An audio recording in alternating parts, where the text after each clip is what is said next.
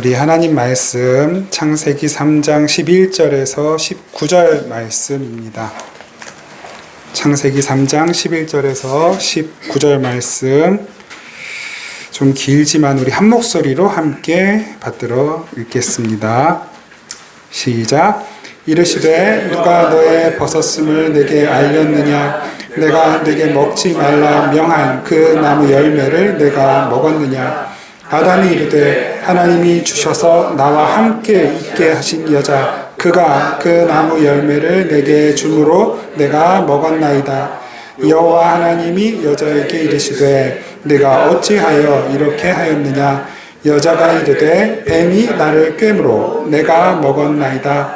여호와 하나님이 뱀에게 이르시되 내가 이렇게 하였으니 내가 모든 가축과 들의 모든 짐승보다 더욱 저주를 받아 배로 다니고 살아있는 동안 흙을 먹을지니라.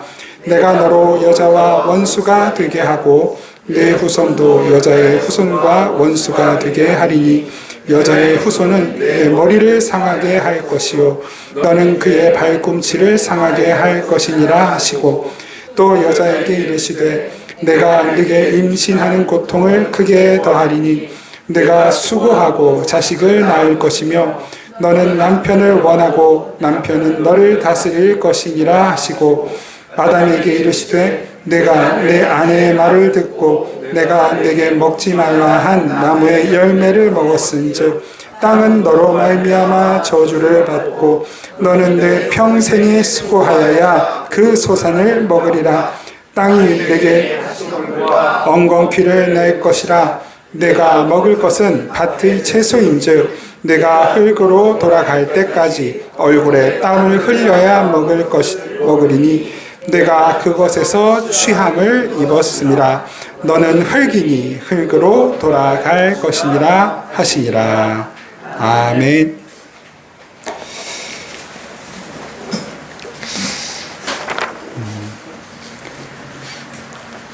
이제 지난주 예배 드리고 나서 집에 가서 또 일주일 동안 자꾸 생각난 게 지난주 말씀 나눈 것 중에 화장, 치장, 분장, 변장, 환장만 또 성도님들이 생각하시면서 다른 걸 또 다 까먹으셨을까봐 그런 분들 안 계시죠?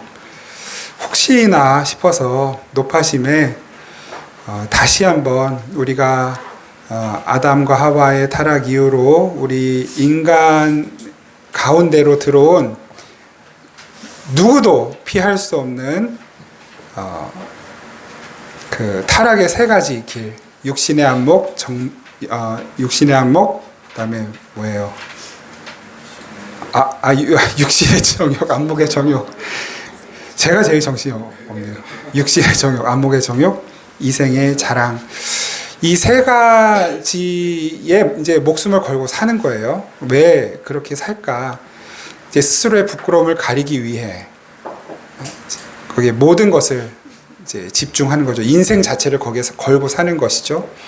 그 육신의 정욕, 안목의 정욕, 이생의 자랑, 그 세 가지의 통로를 통해 우리 인간 속에 찾아온 그 파탄의 증상들을 이걸 뭐 다 무자르듯이 자르고 나눌 수는 없지만 우리는 6개 정도로 그냥 나누어서 좀 생각을 해보고 있습니다. 첫 번째가 영적 파탄이었어요.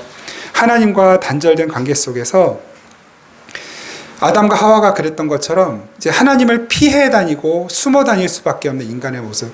근데 이것이 결국엔 내가 무엇을 피해 살고 무엇을 숨어 사는지, 내가 왜 피해 살고 왜 숨어 사는지를 까지를 망각해버린, 그러니까 하나님의 존재 자체를 망각해버린 것, 이것이 그 영적 파탄의 가장 중요한 증상인 것이고, 그러니까 하나님과 관계가 단절된 모든 사람들은 그러니까 내가 타락한 인간인지 의로운 인간인지조차를 분별할 수 없는 그 분별력을 잃어버린 상태로 내가 스스로 잘하고 내가 도덕적이고 내가 세운 기준 안에서 정의롭고 잘 살아내면 그것을 의롭고 착하고 바른 삶이라고 생각하는, 그래서 하나님이 필요 없고 하나님을 의지할 이유가 없는 그런 삶을 살게 되는 것이죠. 그것이 사실은 가장 중요하고도 또 무서운 영적 파탄의 증상이라는 것을 우리가 확인했습니다. 두 번째로 지적인 파탄 무엇이었습니까? 무엇이 부끄러운 것인지를 잊고 사는 것. 그러니까 진짜 부끄러운 것은 내가 용서받을 수 없는 타락한 죄인이라는 것인데, 하나님을 떠나 있다는 것인데, 그것이 부끄러운 것이 아니라 나의 학벌이 부끄럽고, 나의 소유 정도가 부끄럽고, 나의 사회적 지위가 부끄럽고, 나의 출신, 성분이 부끄럽고, 배경이 부끄럽고, 가문이 부끄럽고, 심지어 부모를 부끄러워하고, 자녀들을 부끄러워하고, 아내를, 남편을 부끄러워하는, 그리고 결국 자기 자신을 부끄러워하는 그 지경에 이른 모든 인간들의 모습. 그래서 그 부끄러움을 감추고 가리려고 남을 헐뜯고 비방하고 혹은 시기하고 질투하면서 살아갈 수밖에 없는 그런 인간들의 모습. 그것이 이제 지적 파탄의 증상이라고 하는 것을 우리가 확인했습니다. 사실 오늘 말씀드릴 내용들도 다 같은 이야기에 연결되는 이야기들인 것이죠.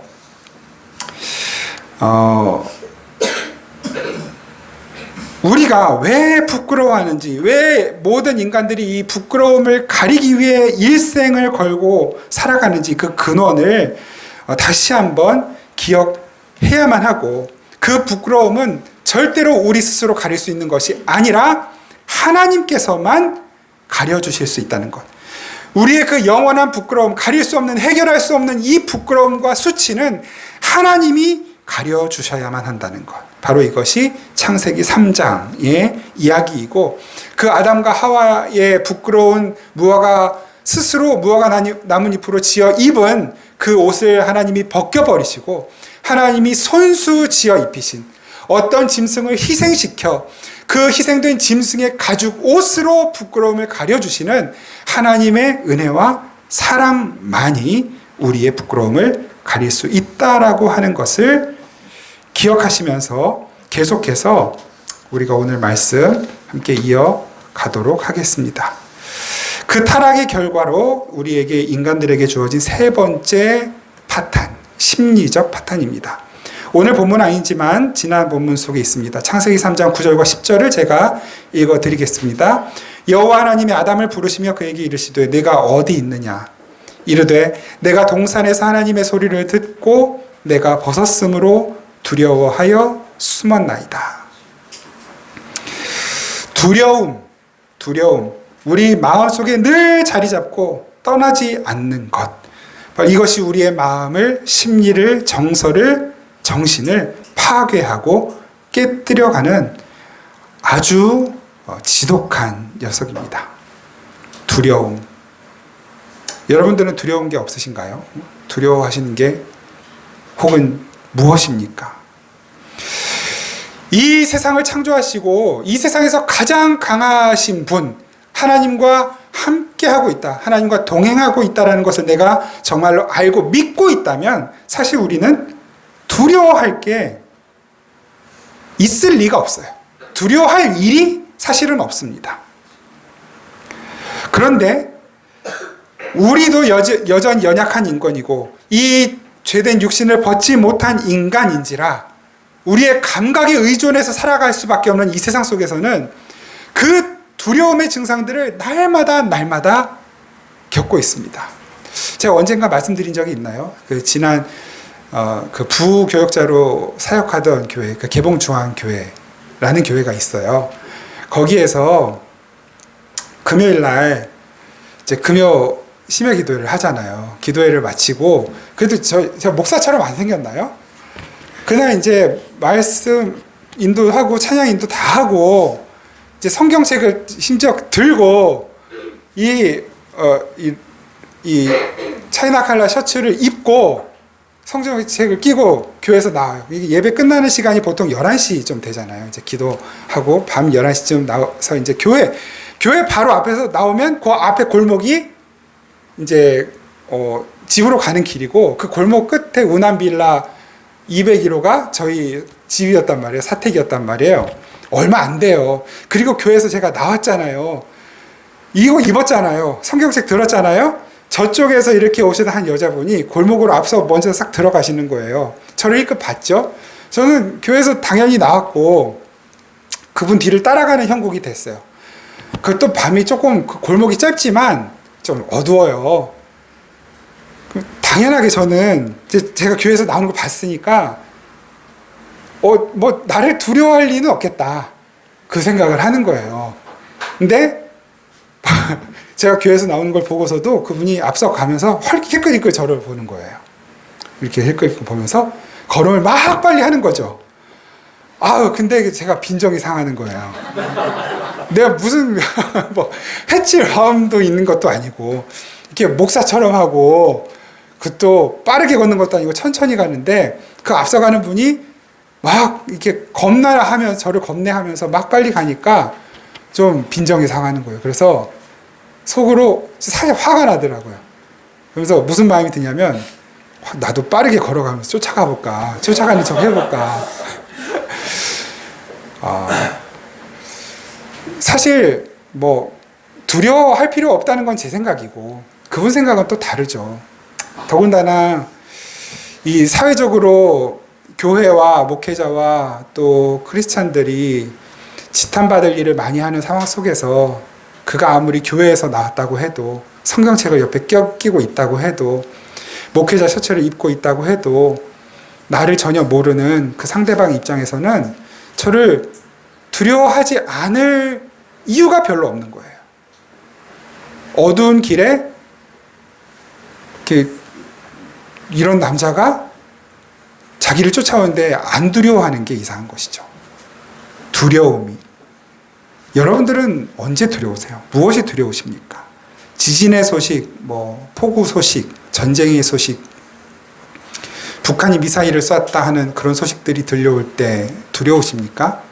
누군가 우리 동네에서 살해당했대 이런 뉴스를 들으셨을 때 두려우십니까? 얼마 전 아파트 지하 인천에 있는 아파트 인천이 맞나? 인천에 있는 아파트 지하 주차장에 전기차가 충전 중에 화재가 나서 큰 아주 피해가 있었죠. 인명 피해는 다행히 없었지만 재산상의 큰 피해가 있었습니다. 이런 일들이 수도 없이 무수히 매일 매 순간순간 들려오는 가운데 그래도 우리가 두려움 없이 살아갈 수 있을까요? 저도 날마다 두렵습니다. 이제 막 자라가고 있는 딸이 있고 아직도 어린 아들이 있는 이 아이들을 키워가고 있고 우리 교회 안에도 이 아이들이 몇 명입니까? 정말로 이 소중한 이 귀한 아이들이 자라가야 하는 이 세상이 정말로 두려움 없이 마음껏 자유롭게 키워도 될 만한 세상이라고 누가 그렇게 생각하며 살겠습니까? 모든 인간들의 마음속에 늘 이 두려움이 있습니다. 그런데 이 두려움을 사실 파고 들어가서 그 근원, 원인을 찾아보면 이것은 결국 하나님에 대한 두려움에서부터 시작된 것입니다. 내가 믿고 따르고 신뢰하고 의지해야 할 하나님을 내가 배신했다. 그 하나님이 나에게 무슨 해코지를 할까? 그 하나님이 나한테 무슨 벌을 내릴까 하는 두려움에서부터 비롯된 것입니다. 그것이 곧 내 이웃에 대한, 내가 살고 있는 세상과 사회에 대한 두려움으로 바뀌어져 있고 나 자신에 대한 두려움으로도 변해서 내 안에 늘 도사리고 있는 것입니다. 이 두려움을 좀 다른 말로 바꾸면 불안이죠. 불안. 모든 인간들은 그 까닭 모를 두려움과 불안 속에서 살아가요. 한 사람도 예외가 없습니다. 독일의 그 문호 괴테 이런 말을 했죠. 불안은 모든 사람들의 마음속에 도사리고 있는 무서운 독사. 모든 인간의 가장 밑바탕에 웅크리고 있는 독사. 이렇게 표현을 하는 거예요. 여러분, 왜 사람들이 나라 간의 전쟁을 합니까? 두려움 때문이죠. 내가 가지고 있는 걸 빼앗기지도 모른다. 혹은 나에게 없는 것을 저들이 갖고 있으니 저걸 가져와야 내가 산다. 막연한 불안함과 두려움이 다른 이들의 자원과 영토와 자산을 빼앗는 행위로 나타나게 됩니다. 지금은 작은 나라이지만 마케도니아에서 나온 가장 역사상 유명하고 위대한 인물이 누굽니까? 알렉산더. 이름은 다 들어보셨죠? 알렉산더. 세계를 지배했다라고 말하는 그 알렉산더에 대한 기록이 그렇게 많지 않은데, 이 알렉산더의 사후에 마케도니아가 4개 영역으로 쪼개지거든요. 뭐 제가 그걸 다 이름은 기억하지 못하는데, 그 중에 하나 가장 유명한 게 이제 이집트 지역을 지배했던 톨레미라고 하는 그 국가가 있어요. 그 톨레미 영토에서 나온 기록들 중에 알렉산더의 기록이 많이 있어요. 그런데 그 기록 중에 하나가 뭐냐면, 왜 알렉산더가 전쟁을 자꾸만 일으켰느냐. 그러니까 알렉산더는 평생 죽음에 대한 두려움을 가지고 있었다. 그러니까 알렉산더의 싸움은 죽음과의 싸움이었다. 그래서 그 죽음에 대한 두려움을 이기기 위해 전쟁이라는 것을 선택했고, 그 전쟁의 분주함 속에서 죽음에 대한 두려움을 잊으려고 애썼다. 이렇게 기록을 해요. 난중일기 혹시 읽어보셨나요? 거기에도 이와 아주 유사한 기록이 있습니다. 이순신 장군이 고뇌하고 번뇌하는 것들 많은 내용들이 있는데, 그 중에 하나가 내가 어떤 존재냐예요. 나도 곧 죽을 건데 이 죽음에 대한 두려움이 나를 늘 불안하게 만들어. 그래서 이 죽음에 대한 두려움을 잊기 위해 오히려 오늘도 전장에 용맹하게 나간다. 이렇게 이야기를 하는 거예요. 왜 부부싸움 합니까? 왜 부부싸움 하나요? 그 두려움 때문이거든요. 내 첫 모습, 내 평판을 잃어버리는 것에 대한 두려움. 어떤 나의 주도권을 잃어버리는 것에 대한 두려움. 또 혹은 내가 가장 사랑했던 이 상대방을 잃어버릴까에 대한 두려움. 이런 두려움들이 부부 사이의 싸움을 만들어냅니다. 왜 사람들이 서로 시기하고 질투하고 험담합니까? 두려움 때문이죠. 내가 우주의 중심이어야 하는데 그 주도권을 빼앗길까 싶어. 나보다 더 나은 사람이 있으면 안 되거든요. 그래서 그런 사람들이 나타날까봐, 혹은 나타났다 싶으면 그에 대한 질투, 시기, 공격, 비방을 서슴지 않는 것입니다. 왜 살인합니까? 왜 불특정한 사람에 대해 공격합니까? 심리적으로 파탄이 난 거예요. 그러니까 모두가 다 나를 공격할 거다. 내가 저 사람을 제거하지 않으면 저 사람이 날 제거할 것 같아요. 그런 불안함과 두려움 때문에 내가 먼저 공격하는 것이죠. 여러분, 문신 요즘 많이 하잖아요. 조직폭력배 생활하시는 분들도 문신을 하는데 왜 문신을 하는 것 같으세요? 그런 분들이 또 잘하는 것 중에 하나가 뭐냐면, 위협하고 협박하고 그 사람들 보는 앞에서 막 자해하고 이런 걸 잘하잖아요. 왜 그런 걸 한다고 생각하십니까? 두려운 거예요. 내가 저 사람보다 약해 보이면 안 돼. 두려운 거예요.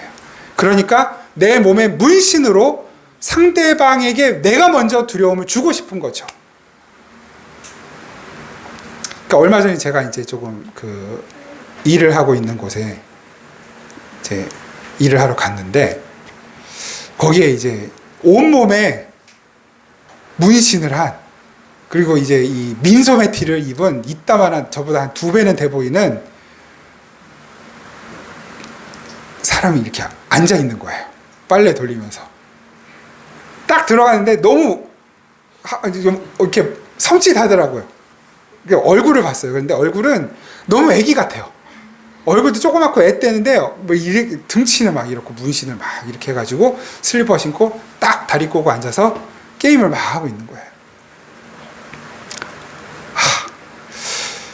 지금 이제 아무렇지 않은 척, 그냥 편안하게 뭐 이렇게 인사하고 저 할 일 하고, 그리고 그냥 편안하게 있었어요. 그랬더니 그분이 이제 할 일 다 아시고 나가시면서 꼭 안녕히 계십시오 이러고 가더라고요. 제가 만약에 그분 앞에서 조금 두려워하는 모습, 불안한 모습, 좀 소위 시체말로 쪼는 모습을 보였으면 그 사람이 나를 어떻게 대했을까 좀 궁금해졌어요. 내가 두렵기 때문에 상대방을 먼저 더 두렵게 만들어야만 주도권이 나에게 생겨요. 그러니까 이제 조폭들은 문신을 하고 거만한 표정과 자해, 욕설 이런 것들로 상대방을 압도하려고 하는 것이죠. 물론 이제 실제로 그런 상황 끝에 이제 사람들을 해치기도 하지만, 그러나 결국은 그 중심에는 두려움이 있는 거예요. 두려움. 온통 사람들은 그 두려움과의 싸움을 싸워가며 매일매일 하루하루를 그렇게 숨가쁘게 살아갑니다. 그런데 그 두려움 많은 세상 속에서 그 두려움을 이기고 두려움에 가득 찬 삶이 아니라 오히려 평안함을 소유하고 살아가는 사람들이 생겨났습니다. 요한복음 14장 27절 말씀 같이 한번 읽겠습니다. 요한복음 14장 27절 시작. 평안을 너희에게 끼치노니 곧 나의 평안을 너희에게 주노라. 내가 너희에게 주는 것은 세상이 주는 것과 같지 아니하니라. 너희는 마음에 근심하지도 말고 두려워하지도 말라. 아멘. 요한복음 20장 19절에서 21절 예수님 부활하신 후에 제자들에게 나타나셨을 때 하신 말씀입니다. 제가 읽겠습니다.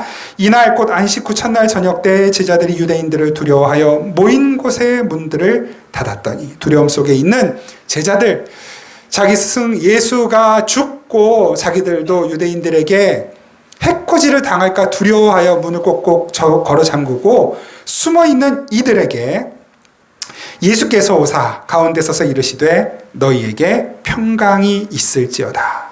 이 말씀을 하시고 손과 옆구리를 보이시니 제자들이 주를 보고 기뻐하더라. 두려움이 사라지고 기쁨이 찾아왔습니다. 예수께서 또 이르시되 너희에게 평강이 있을지어다. 아버지께서 나를 보내신 것 같이 나도 너희를 보내노라. 아멘. 예수님이 진짜 부활하셨구나. 우리 선생님이 정말 부활하셨구나. 그 부활하신 예수를 본 제자들의 마음속에 두려움이 사라지고 기쁨이 찾아오고 평안함이 찾아오게 된 것이죠. 우리는 하나님을 모르고 세상에 왔습니다. 그러나 하나님의 은혜로 하나님을 알고 믿고 예수를 믿는 믿음을 갖게 되었습니다. 이제는 하나님이 내 편이시다라는 사실을 믿고 살아갑니다. 하나님과 나는 아무 관계없다라고 하는 것 때문에 더 이상 두려워할 필요가 없게 된 것이 바로 교회요 성도들입니다. 그들은 어떤 상황, 어떤 시간 속에서도 평안할 수 있게 되었습니다. 예상하지 못한 어려운 일을 만나도, 어떤 상실이나 혹은 고통의 순간들을 만나게 되더라도, 어떤 위기가 찾아오게 되더라도 그것 때문에 두려워하지 않게 된 자들입니다. 두려워하는 것은 딱 하나, 주님이 나와 함께 계시지 않을까 봐. 바울의 두려움이 무엇이었는지 아십니까? 바울의 두려움이 바로 그것이었어요. 성령님이 나와 함께 하시지 않을까 봐 심히 두렵고 떨었다라는 고백을 하고 있는 것입니다. 고린도서에서. 그럴 일은 없잖아요. 성령님이 우리를 떠나시지 않잖아요. 그걸 알고 믿는다면 우리는 두려워할 필요가 없게 된 사람들인 것입니다. 그렇게 인생의 두려움을 극복하며 살아가는 사람들, 그 평안의 사람들에게서만 나오는 것이 있어요. 그게 뭘까요? 사랑입니다. 사랑.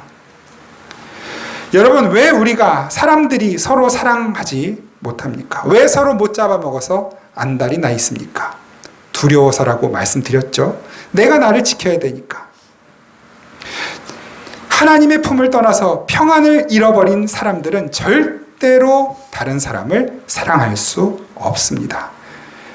그러나 이제 하나님의 사랑과 은혜 속에서 그 두려움과 불안을 극복한 사람들은 비로소 진짜 참 사랑을 할 수 있게 됩니다.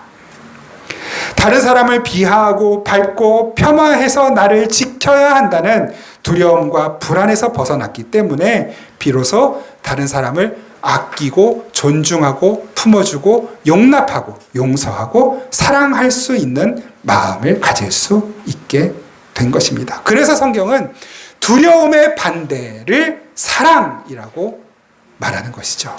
그러니까 사랑의 반대말 이런 걸 많이 물어보잖아요. 사랑의 반대말이 뭔가요? 미움, 다툼 이렇게 말하는데 그게 틀린 말이라고 할 수는 없지만 사랑의 반대는 두려움인 것입니다. 두려움.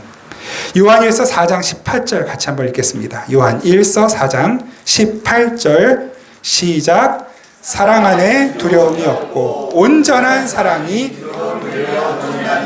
두려움은 형벌이 있으나 두려워하는 자는 사랑 안에서 온전히 이루지 못하였느니라. 아멘. 두려움, 형벌이 있어요. 그 형벌이 있다는 걸 모든 인간들은 무의식 중에 알고 있어요. 그래서 두려워하는데 그 두려움의 대상을 제대로 알지 못하기 때문에 그 두려움을 극복하는 방식을 전혀 엉뚱하게 계속해서 표현하고 나타내고 있는 것이죠. 그런데 이 두려움을 이기는 것이 있대요. 하나님의 사랑. 하나님의 사랑. 그리고 그 하나님의 사랑을 받은 자들은 두려움을 이기고 이제는 그들도 하나님처럼 사랑할 수 있게 된 것입니다. 그게 누구라고요? 바로 교회, 성도, 우리들. 타락이 가져온 네 번째 파탄, 사회적 파탄입니다. 다 연결되죠? 오늘 본문 12절, 13절 같이 읽겠습니다. 시작. 아담이 이르되 하나님이 주셔서 나와 함께 있게 하신 여자 그가 그 나무 열매를 내게 주므로 내가 먹었나이다. 여호와 하나님이 여자에게 이르시되 네가 어찌하여 그렇게 하였느냐 내 이삭을 빼므로 내가 먹었나이다. 아멘. 12절에 보면 아담이 하와를 가리켜서 뭐라 부릅니까? 그 여자 이렇게 부르죠. 그 여자가. 우리는 창세기 2장 말씀을 살펴보면서 이 하와를 부를 때 어떻게 아담이 부르는 걸 확인했습니까? 내 살 중에 살이요, 내 뼈 중에 뼈, 이렇게 불렀단 말이에요. 그런데 지금 그 여자가 이렇게 부르고 있는 걸 보고 있습니다. 여러분, 여자라는 단어, 그 이샤라고 하거든요. 이샤라는 말은 이쉬에서 온 말이에요. 이쉬가 뭐냐면 남자에서.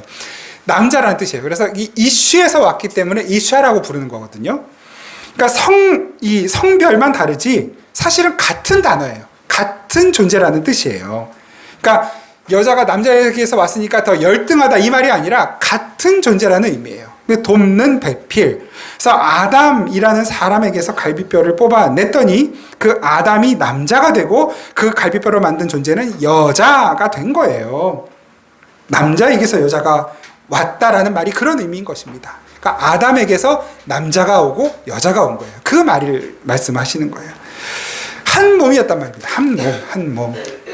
서로를 바라보면서 내 살 중에 살, 내 뼈 중에 뼈라고 진심 어린 고백을 하면서 정말 사랑하던 그 관계.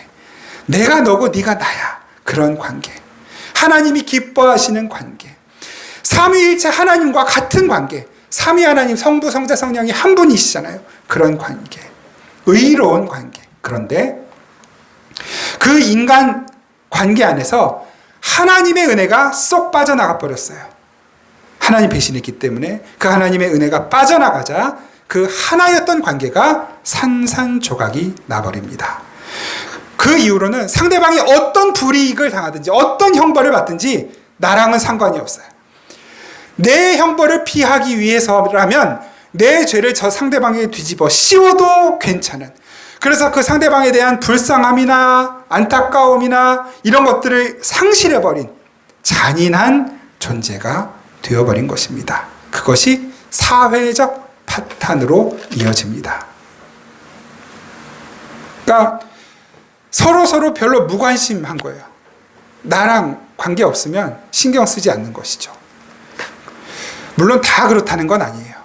대체로 그런 성향들이 사람 안에 있다라고 하는, 그렇지 않은 현상들을 우리는 보기도 하죠. 물론 어려움 처한 사람들을 돕고 이런 것들을 보기도 하지만 사실은 매번 그렇지 않은 거예요. 매번 그렇지가 않은 거예요.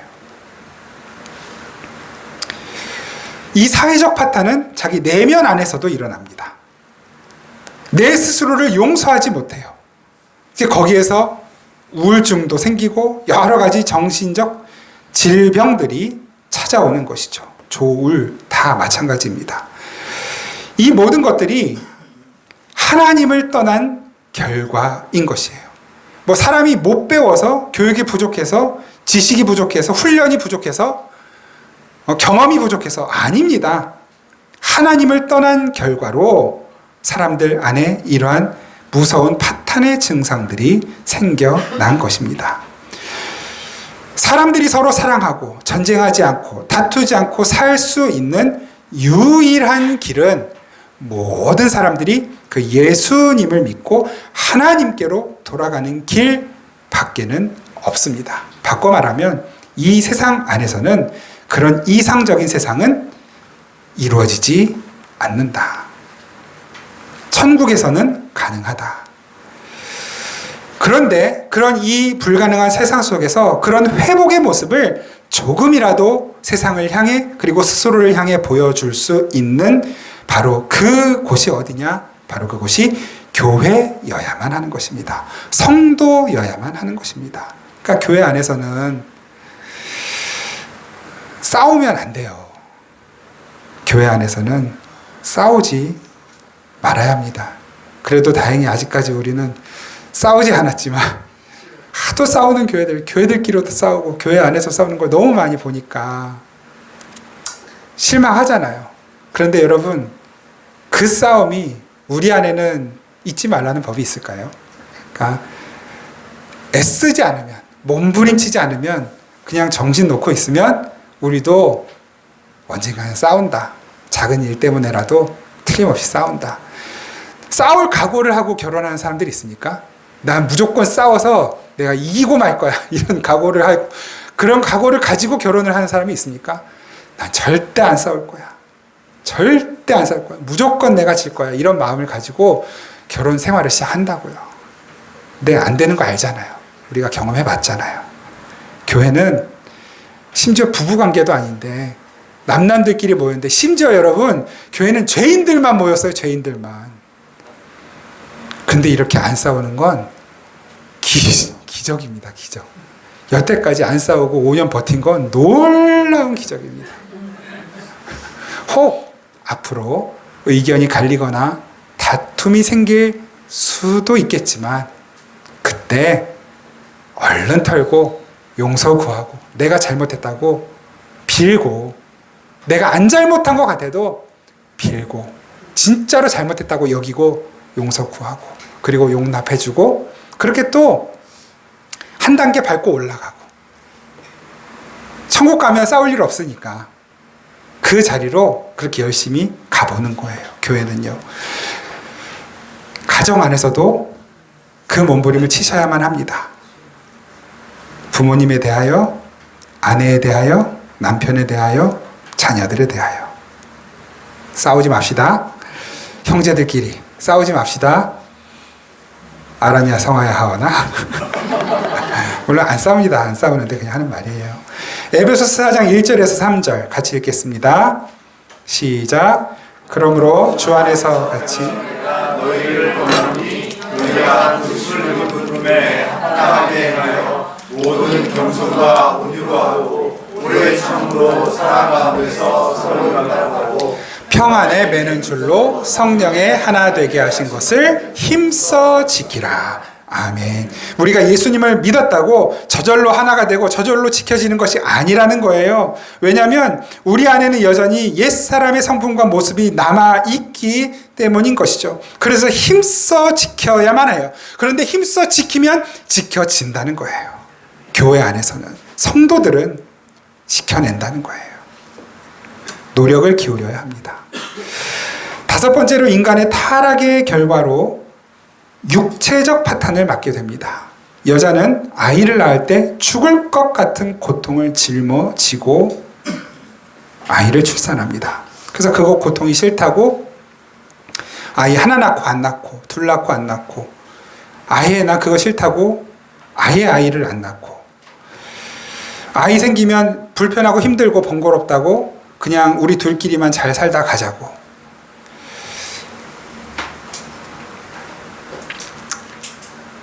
겉으로는 너무 좋죠. 좋은 것 같아요.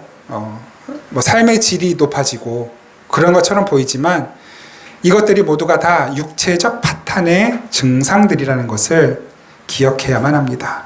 오늘 본문 19절이죠. 창세기 3장 19절 같이 한번 읽겠습니다. 시작. 내가 흙으로 돌아갈 때까지 얼굴에 땀을 흘려야 먹을 것을 먹으리니 내가 그것에서 취함을 입었음이라. 너는 흙으로 돌아갈 것이니라 하시니라. 아멘. 인간은 이렇게 타락의 결과로 육체적 죽음을 맞게 되었습니다. 흙에서 나와서 흙으로 돌아가는, 생기를 잃어버린 짐승들과 같은 존재가 된 것입니다.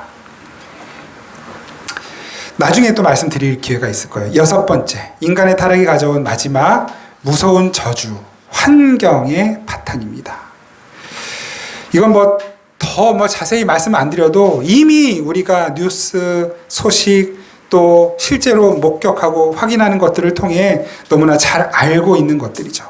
우리 17절 18절, 오늘 보면 17절 18절 같이 한번 읽어보겠습니다.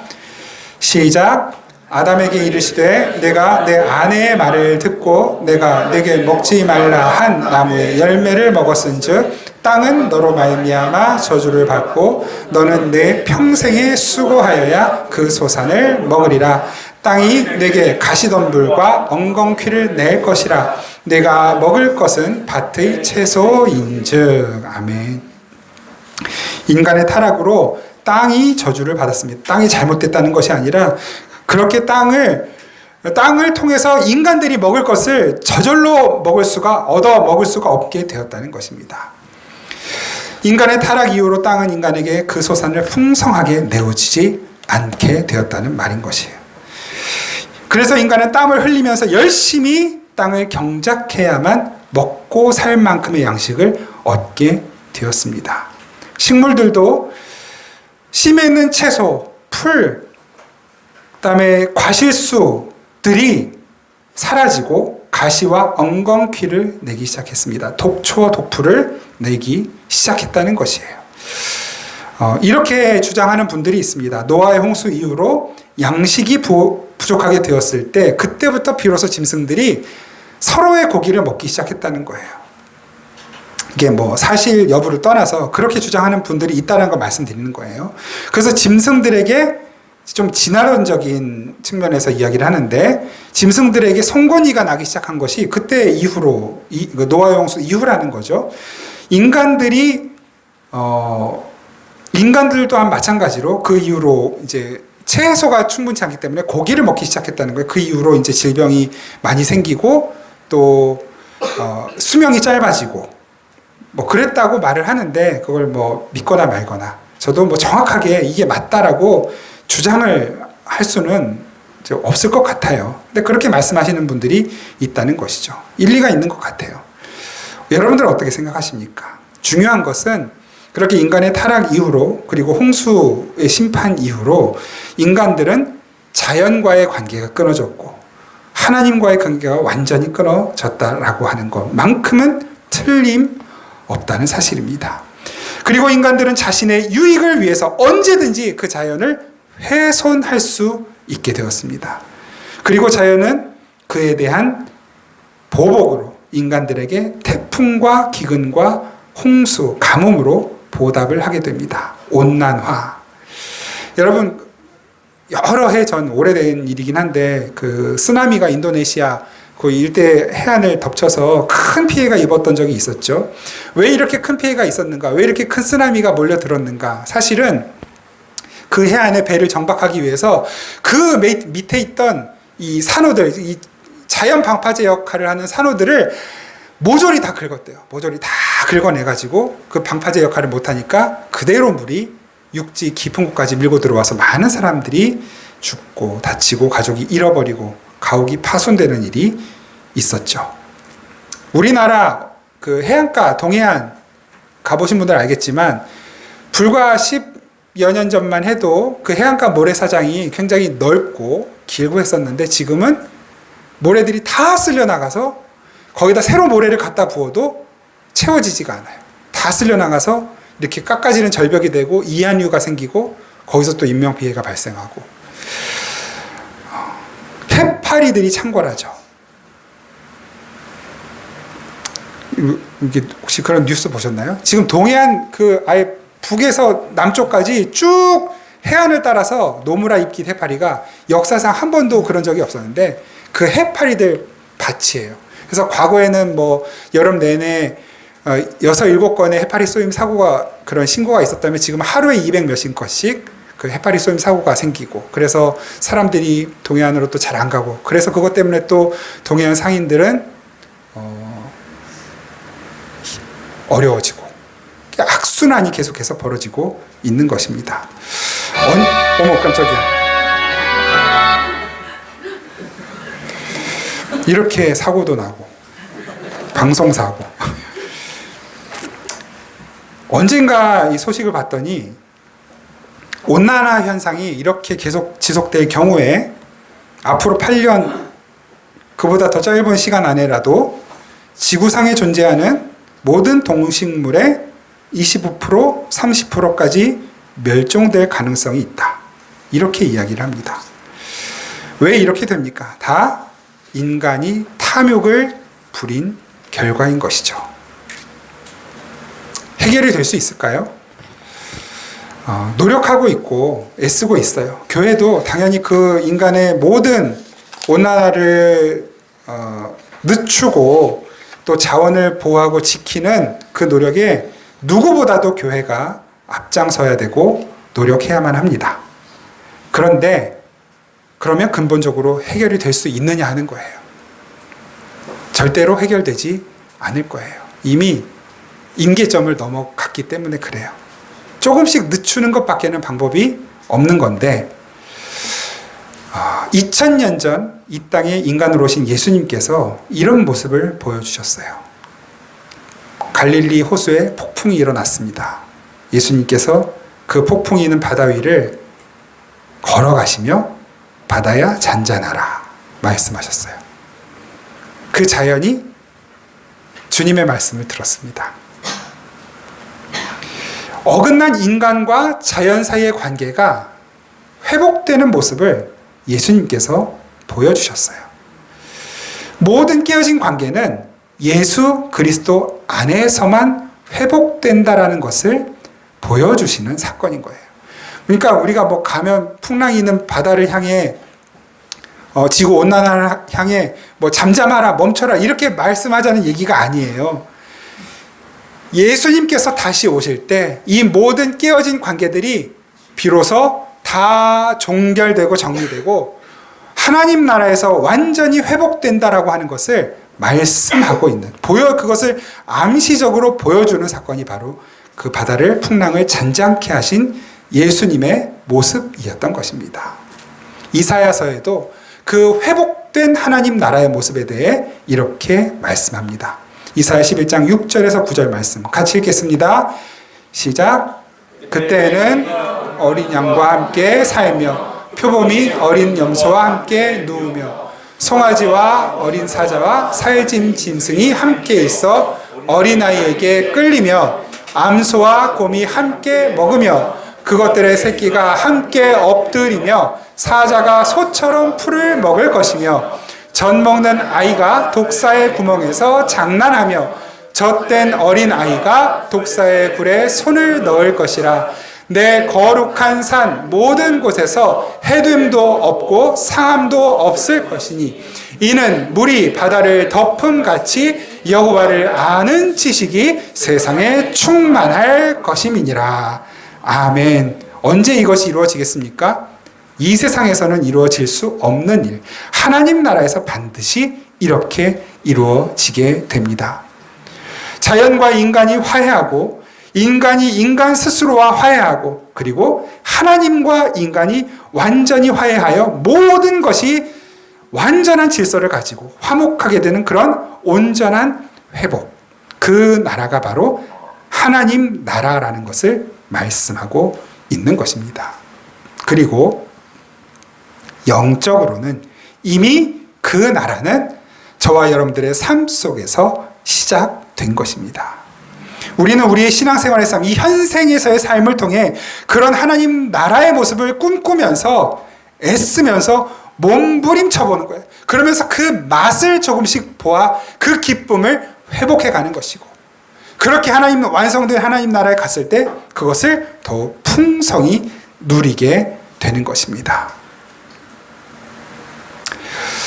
성경은 분명히 이렇게 말씀합니다. 예수님의 죽음의 이유, 예수님의 죽음이 왜 예수님이 돌아가셨느냐? 그것은 예수님에게 속한 백성들이 자기 자신만을 위해 살지 않고 그 은혜로 구원받은 주님을 위해, 나 자신을 위한 삶이 아니라 주님을 위해 그리고 다른 이들 위해 사는 삶을 살게 하기 위해서라고 분명하게 밝힙니다. 고린도후서 5장 15절 말씀 같이 읽겠습니다. 시작. 그가 모든 사람을 대신하여 죽으심은 살아있는 자들로 하여금 다시는 그들 자신을 위하여 살지 않고 오직 그들을 대신하여 죽었다가 다시 살아나신 이를 위하여 살게 하려 함이라. 아멘. 주를 위한 삶, 예수를 위한 삶, 나를 위해 죽으시고 나를 살려내신 주를 위한 삶이라는 게 뭡니까? 예배 안 빠지고 헌금 많이 하고 교회에 붙들려 사는 그것이 주를 위한 삶입니까? 아니죠. 주님이 창조하시고 여전히 사랑하시고 여전히 돌아오기를 기다리시는 잃어버린 많은 백성들, 그리고 아파 신음하는 이 세상을 더욱 아끼고 사랑하고 품어주며 위하여 기도하고 내가 할 수 있는 최선을 다른 이들을 살리고 섬기며 세상을 살리는데 사용하는 그런 삶, 그런 진짜 그런 삶은 그리스도인들 외에는 살 수 없는 것입니다. 구원받은 성도들은 자기 자신을 위해서 살지 않는 자로 지어졌기 때문입니다. 이렇게 창세기 3장의 그 인간의 실패가 우리에게 주는 이 메시지, 여러분 주님의 음성이 들리십니까? 내 백성들아, 이제 너희를 위해서만 살던 그 이기적인 삶에서 돌이켜 내 음성을 듣고 내게 순종하는, 세상을 사랑하고 하나님을 사랑하는 그 사랑의 삶을 살아내거라. 우리가 지금까지 창세기 3장의 말씀을 함께 살펴보면서 우리는 이러한 하나님의 음성을 들을 수 있어야만 합니다. 여전히 이 세상은 스스로에 대한 부끄러움과 두려움, 불안함, 스스로 이겨낼 수 없고 극복할 수 없는, 해결할 수 없는 이 부끄러움과 두려움과 불안을 이겨내 보려고 전혀 엉뚱한 방법으로 애쓰고 몸부림치며 살고 있습니다. 그 결과 중독이라는 것이 수많은 사람들을 망가뜨리고 있습니다. 마약 중독, 술 중독, 담배 중독, 게임 중독은 말할 것도 없고, 일 중독, 커피 중독, 운동 중독, 관계 중독, 집착, 이런 것들로 사람들은 여전히 스스로의 부끄러움과 두려움과 불안을 해결해 보려고 몸부림치고 있습니다. 여러분, 우리는 이미 우리 주 예수께서 이 모든 것들을 회복시켜 주셨다는 것을 확인했습니다. 우리는 더 이상 죽음, 그리고 그 죽음의 주관자이신 하나님도 무서워하거나 공포를 느낄 필요가 없는 자들이 되었습니다. 우리는 어떤 상황에 처해 있더라도, 내가 어떤 모습을 하고 있더라도 부끄러워할 필요가 없는 사람들이 되었습니다. 우리는 지금 어떤 상황에 처해 있다 할지라도 그것이 지금 하나님께서 내게 허락하신 삶의 자리요, 내게 주어진 역할이라는 것을 이해하고 인식하고 있기 때문에 그것을 부끄러워하지도 않는 사람들인 것입니다. 우리의 실존은 지금 있는 내 어떤 지위나 소유가 아니라 하나님의 자녀라고 하는 것이기 때문이에요. 그 하나님의 자녀됨, 이것이 우리의 실존이고 정체성인 것입니다. 그러므로 우리는 우리를 중독시키고 있는 세상의 모든 것들로부터 자유로워져야만 합니다. 우리는 하나님의 자녀입니다. 엉뚱한 것 두려워하고 불안해하고 부끄러워하느라 시간 허비하지 마시고, 스스로를 자학하는데 힘쓰지 마시고, 남들 시기하고 비방하고 질투하는데 괜한 낭비하지 마시고 하나님의 말씀을 잘 분별하고 그분의 뜻에 순종하면서 하나님의 자녀다운 삶을 잘 살아내는데 하나님께서 우리에게 주신 힘과 지혜와 에너지와 자원들을 잘 활용하실 수 있기를 바랍니다. 모든 죽음의 증상들로부터 파탄의 증상들로부터 우리를 구원하시고 육신의 정욕, 안목의 정욕, 이생의 자랑에 꽁꽁 매여 포로가 되어 살아가던 우리들 이제 그 죄의 사슬을 푸시고 우리의 모든 결박을 푸시고 자유를 주시고 승리를 주신 주님을 찬양합니다.